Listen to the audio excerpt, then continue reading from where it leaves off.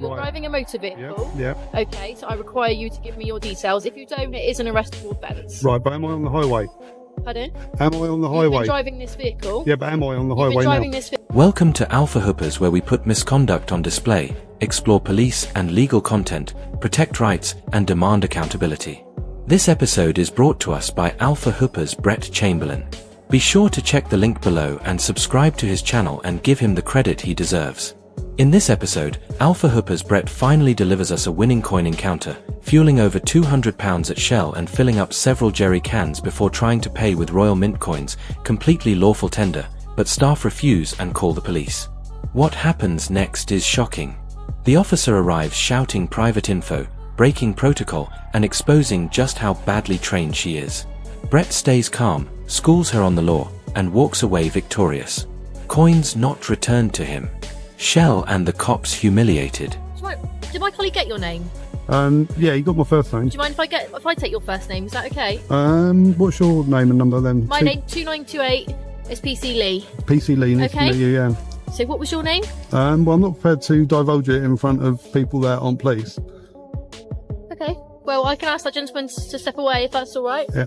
Right. So what? Under what act are you asking for my details? It's because we've been called today. Yeah. Okay. Anytime we get called to an incident, yeah, we like to get your name. Yeah. What section of which act are you requiring my name? I'm not saying it's under any act. You don't have to give your name to No, me today because you haven't committed an offence. No. But it's just for our records. Yeah. So would you be prepared to give me your name? No. No? Okay, that's absolutely fine. I'm going to make a note of your car registration. That's fine, yeah. Okay, is that all right? Yep. So all we're doing at the minute, obviously there's been a bit of confusion over the coins. Yep. Turns out that, as you said, they are legal tender. So it's now down to the petrol station whether they accept them. So your vehicle has come back to either a Brett Chamberlain. You shouldn't be saying this in front of the people. They can't hear me. Yeah, they can. Do you want me to ask them to move away? Very start, the officer completely fumbles the basics of good policing. Instead of staying calm and figuring out what's actually happened, she dives straight into fishing for Brett's name. And when he rightfully refuses, she runs his number plate and loudly blurts out, "Your vehicle's come back to a Brett Chamberlain right in front of Shell staff." That's not policing. That's public doxing. Brett instantly calls her out, forcing her to move the conversation away from everyone listening, and is spot on for doing so. Officers have a duty to protect personal information, not shout it across a forecourt like gossip. What she did wasn't just unprofessional. It was a complete disregard for data protection and officer conduct. You shouldn't divulge my personal details that you've got for Police National Computer. I wasn't divulging them to them. Well, you were. You were speaking loud enough voice that they would have heard. Well, they're not. Right, okay, go on then. So, a Brett Chamberlain? Right. What was your name? Which section, which act are you requiring me to give my name? Road Traffic Act. You're driving a motor vehicle. Yeah. Okay, so I require you to give me your details. If you don't, it is an arrestable offence. Right, but am I on the highway? Pardon? Am I on the highway? You've been driving this vehicle. Yeah, but am I on the highway now? You've been driving this vehicle. But am I on the highway now? Can you just give me your details, please, and then we can get this sorted? Am I on the highway? So what Yeah, they're but I'm going asking to do, a question. Am I on the highway? You're not on a highway right now, but you have been on a highway. Yeah, so you could have requested my details when I was on the highway, but now I'm not on the highway. You can't, can you? I can. You could wait until I leave, and then you could pull me over. Road Traffic Act, I can request your details. Yeah, only on the highway, but Can not... you just give me your details, please? This is where the officer's understanding of the Road Traffic Act completely falls apart. Moments earlier, she openly admitted that no offense had been committed. Yet, now she's trying to demand Brett's details under traffic powers that only apply when an offense has taken place. The contradiction is glaring. The Road Traffic Act allows officers to request driver information only when someone is driving or in charge of a vehicle on a public highway at the time of an alleged offense. Brett was parked on a private forecourt well outside that scope.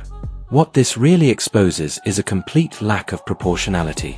There's no crime, no threat, no disturbance. Yet, she's escalating like it's a major investigation. A competent officer would have de-escalated, clarified the facts with the store, and moved on. Look, this is all about rights, okay? Now, I've got a right not to give you my details unless I have committed an offence. Right, the Road Traffic Act it is referring to vehicles on the highway, not on private property. So, if you're saying that I have to give you my details under the Road Traffic Act and I'm not on a highway, then you're infringing on my rights. Do you think I should provide my details on private forecourt? Yes, I believe you should. Because of the Road Traffic Act? Yeah. Yeah, go on. Why is that then? Are you going to provide me No, your I'm details? just asking you these questions. I may well provide my details, but you have to articulate the law as to why. Under the Road Traffic Act. Yeah. Okay. You have used a highway to get here today, have you not? That's not the point, though, is it? You have used a highway to get here today. Under Yeah, the I Road have. Traffic Act. Yeah. Okay. I can ask you to give your details. So, in other words, you could knock on my front door, my car's on my drive, and you could say, under the Road Traffic Act, I want your details, and you must have been on the highway in your car. You wouldn't be in your vehicle, would Doesn't you? make sense. You wouldn't be sat in your vehicle. It doesn't matter, though, does it? She's clinging to the Road Traffic Act like it's a catch-all power, claiming that because Brett used the highway to get here, she can now demand his details. But that's not how the law works. Powers under the Road Traffic Act 1988, Section 172 only apply when a driver is suspected of committing a specific traffic offence while on a road or public place. Simply having used the highway earlier doesn't magically keep you under police authority once you're parked somewhere else. Brett's example about his car being on his driveway was spot on. If what she said were true, an officer could turn up at anyone's house, see them sitting in their car, and demand their personal details because they once used the road. It's absurd and completely unlawful. I'll tell you what, I'll give you a bit of a break, right? So, I reckon if I was parked in the car park, yeah, then I wouldn't have to provide my details. But because there's a way in and a way out, that means in law, in case law, it's an extension of the highway. Okay. And on that basis, I'll provide my details. Would you like to give me your date of birth? I can give you my driving licence because you. First of all, which section, which act? Would you like to give me your driving licence? No, which section, which Under act? the Road Traffic Act. Yeah, what section? I'm asking you for your driving licence. Yeah, which section, which Can you act? just give me your driving licence? You don't know it, do you? There you go, 163. That requires me to stop. If a police officer asks me to stop, but which? And to give your details, sir. No, that's another act. Go on. Which sections? I'd have to check, sir. Do you want me to tell you? 164. 164. That's it. Very good. This moment is brutal. Brett completely schools the officer with her own legislation. Before handing over his license, he simply asks, under what section of the Road Traffic Act? Panic sets in instantly. Her colleague jumps in with Section 163, but Brett shoots it down. Section 163 only gives police the power to make a driver stop a vehicle on a public road. Nothing more. It doesn't cover demanding personal details or a license after the fact. The correct law, as Brett explains, is Section 164 of the Road Traffic Act 1988, which deals with the production of a driving license, not the authority to stop or question someone without cause.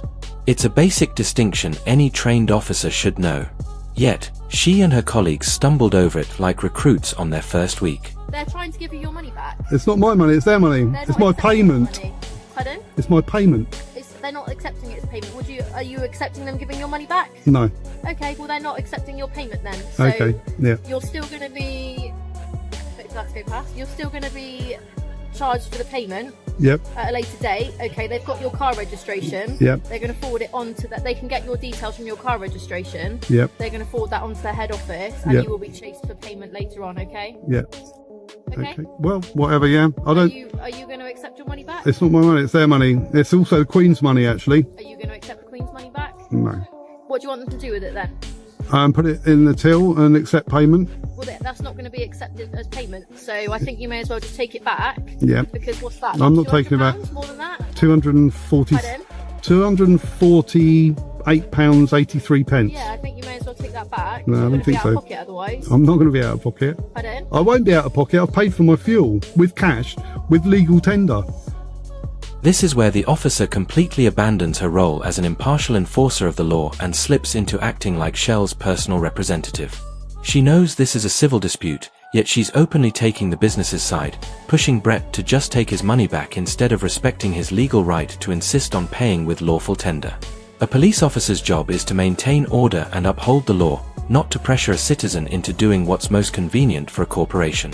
When Brett tells her the amount, £248, she replies, "Yeah, I think you should take that back," as if her personal opinion carries any authority.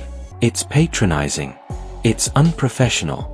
And it exposes how little she understands the boundaries of her role. All I'm doing is Yeah. advising you, okay? Yeah. Like I say, this is a civil matter. matter, Yeah. I can just give you advice to take the money back. Right. If you don't want to, fair enough. But just to let you know, they're going to raise it with their head office. Yeah. And their head office will be in touch, okay? Yeah. Okay then. Is that okay? Yep. Have you got any further questions or not? No. They would like your details. Are you willing to give them your details? No, they're private.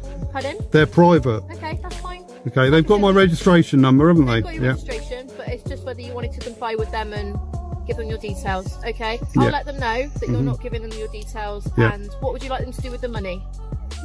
It's up to them to do what they want with it. Obviously, it's payment, so... Well, they're not accepting it as payment, okay? Yeah, but obviously they may well get legal advice, and the legal advice might tell them that that they need to accept it, and therefore, if they've given me the money back, then they've got no way to recover the money, then have they? Because I don't know. I'm pretty sure that if they did give it back, there would be no recourse in law to recover the funds later on. So I'm doing them a favour by saying, look, you hang on to it, it's payment for my fuel, I'm not a fuel thief. In simpler terms, what Brett is saying is pure common sense backed by solid legal reasoning. His not refusing to pay. His protecting both sides from making a bigger mistake. By leaving the money with them, his keeping the transaction open and preserving proof that he's made a lawful offer of payment. If Shell later receives proper legal advice and realize they were wrong to refuse the Royal Mint coins, the payment is already in their possession and can be accepted without issue. But if Brett were to take it back, that offer is gone and there'd be no legal way for him to recover the money or prove that payment was tendered. It's a level of thinking you rarely see in these encounters. Brett isn't being difficult, he's being smart. They then pursue a civil matter and it comes back that it doesn't go in your favour, then you're going to be out of pocket. That's all I'm thinking. If you still have to pay for the fuel again... Now, how am I going to be out of pocket? Because what would have happened to the money that I've given them? Pardon? I've given them the money, haven't I? So how can I be out of pocket? Okay, so you're not accepting the money, no? No. Okay. Have you got your body-worn camera on? Yeah, there. Oh, so you didn't tell me about that either, did you? Is there? Yeah, but no, in the policy it says that you need to advise somebody. In fact, everything that's happened up until this point is not admissible in court because you didn't. I can't hear you. I said everything that's happened on that camera is not admissible in court because you failed to advise me that you were recording.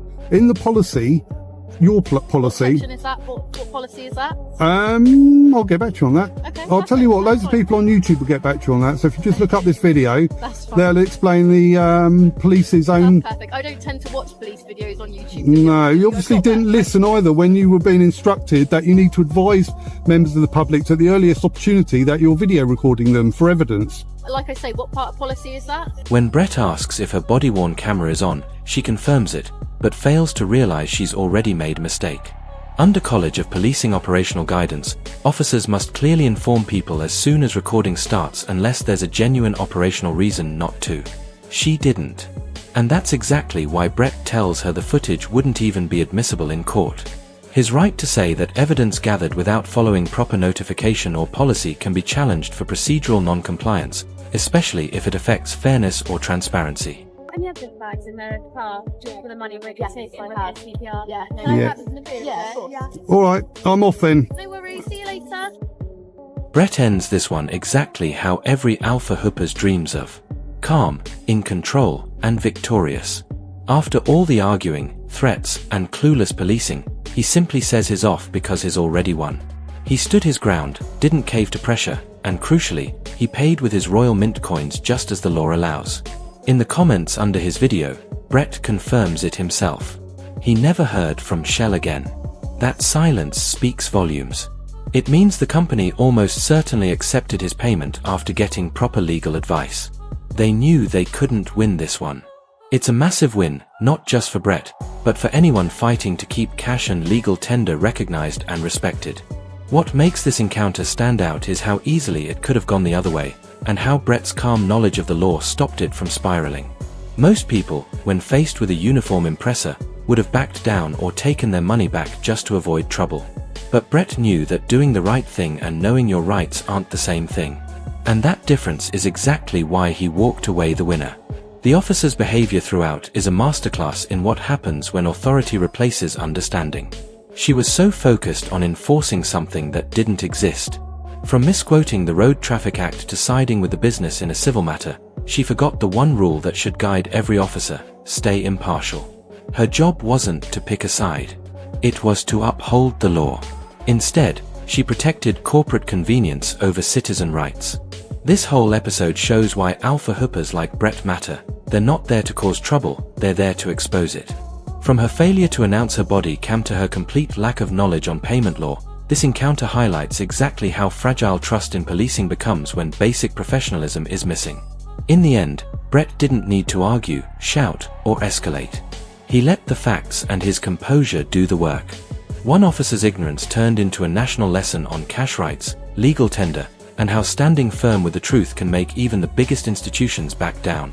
That's it for today's video.